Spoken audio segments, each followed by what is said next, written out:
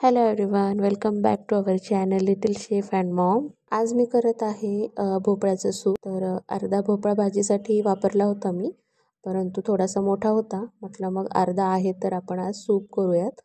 छान लागतं. भाजी जरी सगळ्यांना आवडत नसली तरी सूप गरम गरम सगळ्यांच्या पोटात जातं. त्यानिमित्ताने भाज्याही जातात पोटामध्ये. विशेषतः असं माझं छोटंसं बाळ पण आहे, सो त्याला असं वेगवेगळ्या भाज्यांचं सूप मी देत असते आधेमध्ये. घरात वयस्कर मंडळी असतील तर खरंच रेसिपी छान आहे, तुम्ही नक्की ट्राय करून पहा.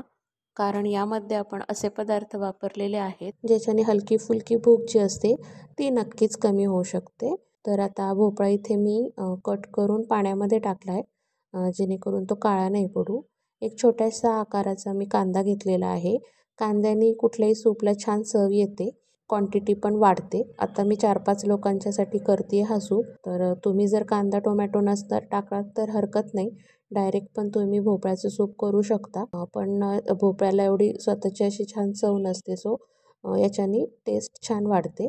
थोडीशी कोथिंबीर कट करून घेतलेली आहे, लसूण घेतलेला आहे, टोमॅटो कट करून घेतलेला आहे आणि मुगाची डाळ घेतलेली आहे 2-3 चमचे. तर जास्त मुगाची डाळ नाही टाकायची, थोडीशीच मुगाची डाळ टाकायची आहे.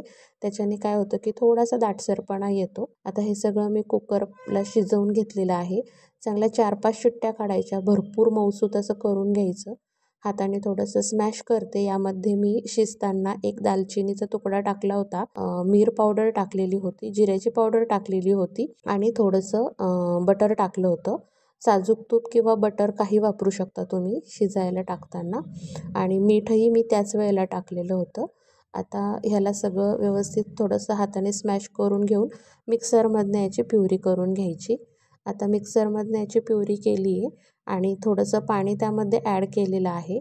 जास्त पाणी मी नंतर ॲड करणार आहे, कारण की मला बाळासाठी थोडंसं घट्टसरच काढायचं आहे. तर बघू शकता इथे तुम्ही दाटसर असं मी हे त्याच्यासाठी काढले.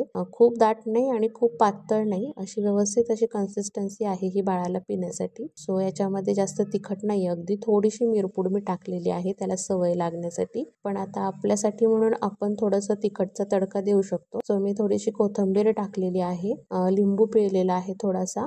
तेलावरती 2 मिरच्या आणि कढीपत्त्याचा तडका पण मी याला दिलेला आहे. थोडंसं हे पातळ पण करून घेतलेलं आहे.